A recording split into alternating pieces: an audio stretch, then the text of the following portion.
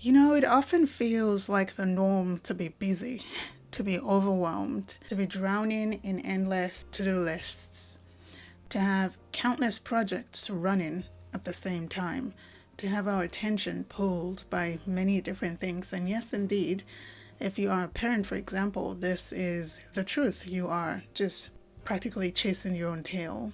After many years of trying to be productive but overwhelmed, it took going on maternity leave for me to finally realize that time management is not about how much stuff can we cram into our day. Time management is not about the busy schedules and having our calendars all highlighted, color coded to see all of the things that are pulling us from ourselves. This video is not about how to schedule or how to plan a calendar. There are multiple videos like that on this topic on YouTube. Good videos, I will say. This video also is not about time blocking or setting boundaries or, avoiding distractions. Not this video. This video is not for the person who just seems to waste time. Like, you know that you are wasting time and you would need some help or guidance. This is not that video. I'll probably make a video on that topic. But this video is for the person who is already busy but is looking to find time in the day to do the things that matter. Now, many people broach this time management topic from a theoretical standpoint. Use all of the calendars, use the tools, use all of these apps, which are good and great because that helps you actually see all the things that you have committed your time and your life to doing. Great. There's also advice on establishing clear boundaries for work and for your personal life. Let people see that you are busy, at work, or let your family members know that this is your availability, this is what your timetable is looking like, and be firm, be strict, and all of these things, which they are helpful. However, they do not address the core issue. How do I make time or make more time for things that truly matter to me? Not how do I get things done? That's a different question. But how do I make more time for things that truly matter to me? And this video seeks to provide practical strategies that you can use to carve out time to do things that are important to you. Here are 5 straightforward real-life strategies that will help you create time for things that are important to you. Number 1, begin with acknowledging your humanity, asking for help, and then appreciating help. Let me explain. What many self-help gurus do not tell you is the months and months and even years of other people, maybe their partners or their parents or hired help, have helped them to look after and raise their children, for example, or clean their homes, for example.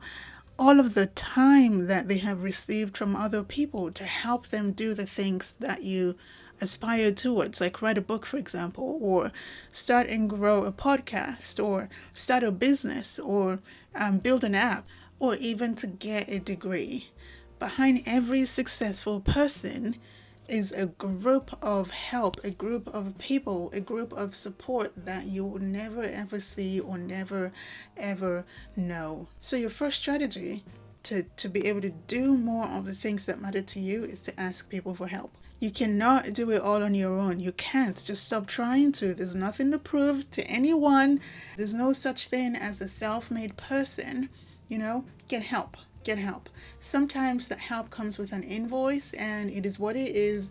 Get help. If you can outsource things that you do not enjoy, for example, or things that do not move the needle in the direction that your work is headed or your life is headed, outsource it to somebody else. Pay somebody else to do it for you. We also want to be grateful for the time that we receive from other people.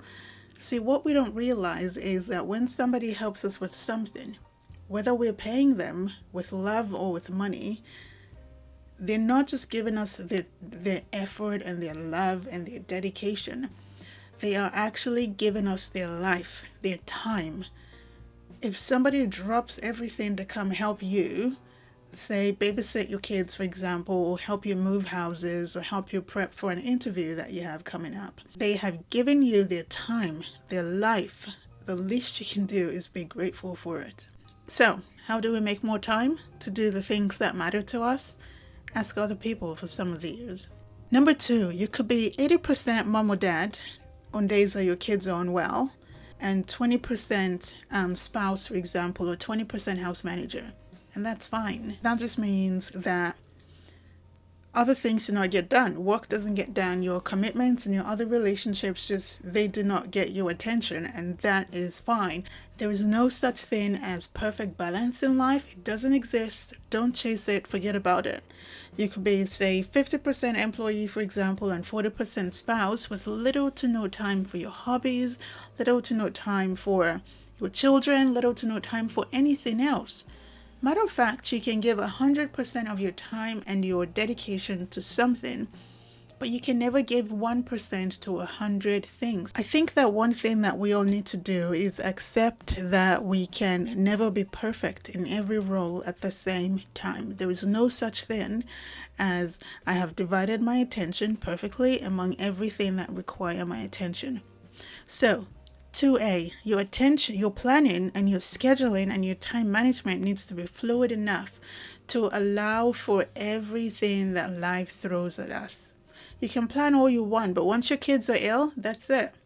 You can plan all you want, but once your grandparent or your parent passes away, that's it. You can plan all you want, but life will happen. So, if you really want to make time to do things that you really, really, really, really want to do, understand that 2A, your time and your planning needs to be fluid enough to allow for life to happen. And 2B, you must have compassion on yourself enough to realize and to understand that sometimes work gets done, the house gets cleaned, but dinner doesn't get made in the house, and that's fine. You can't do it all. You can't do it all.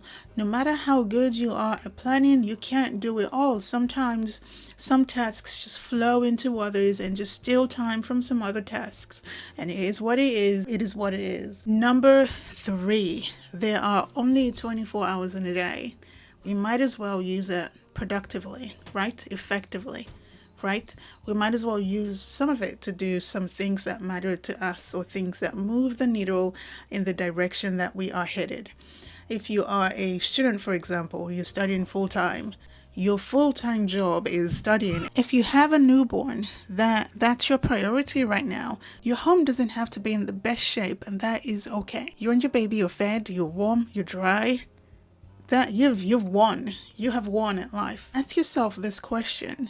What is my priority right now? If you find that during the course of your day, you're just all over the place, ask yourself this one question. What is my priority right now? One thing will pop in your mind. Go and do that immediately. If your priority is to cook, don't go doing the laundry. If your priority is to finish a task at work and to meet that deadline, don't go replying to emails. Forget the emails. Forget the emails, forget the futile meetings. They will not move the needle. Your priority is that deadline you are trying to meet. Don't just do things to be busy. That's my point. Do things that actually matter, that require your attention, and that only you can do. Those are the things that we want to spend our time doing. So don't get crippled by indecision. This is not the time for that. Ask yourself this one question. What is my priority right now? Go and do that. Everything else can wait. See, the world does not implode on itself if your floors are not spick and span. The world does not implode on itself if you don't reply somebody's email at work. But you need to get your project done and meet the deadline. If that is the priority, do it.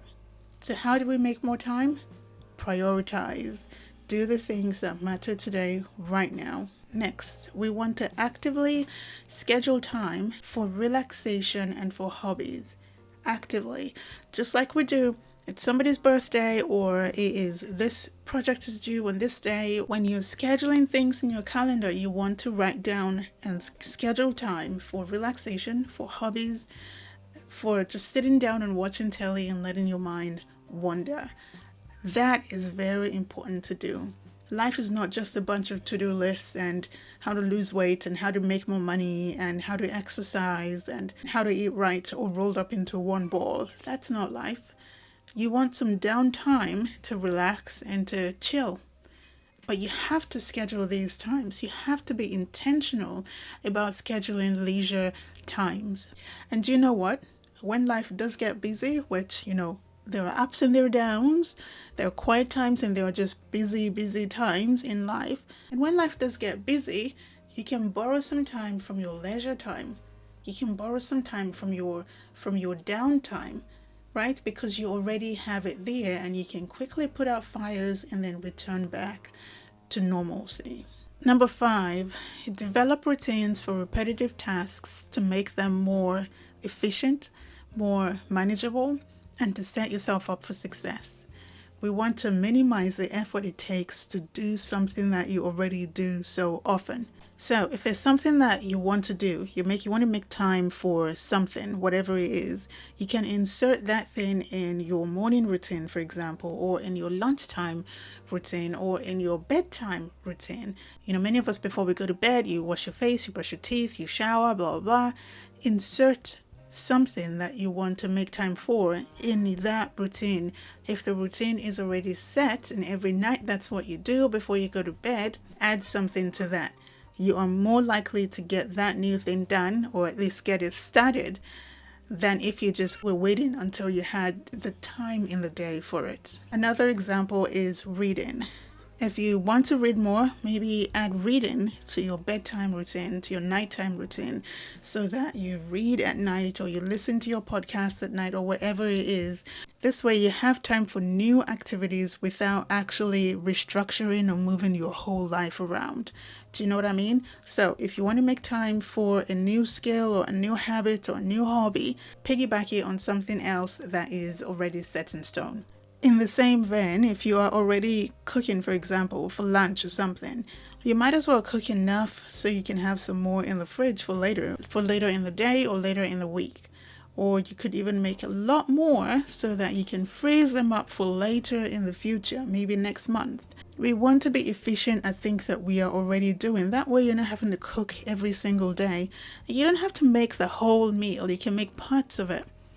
You can make parts of it that do not need to be made fresh every single time, and then those can be kept away in the fridge or the freezer. Another example is if you are vacuuming the bedroom, you might as well vacuum the whole house, the sitting room, the dining room, the bathroom, vacuum the whole lot. When you break your tasks, remember to break them by the thing that you are doing, not just by the time. Yes, you want to do XYZ between 8 p.m. and 10 p.m. Great. However, you may find that your routine will become more efficient if you broke your tasks into the actual tasks you were doing. For example, vacuum. Do all the vacuuming, right? If you're dusting, do all the dusting.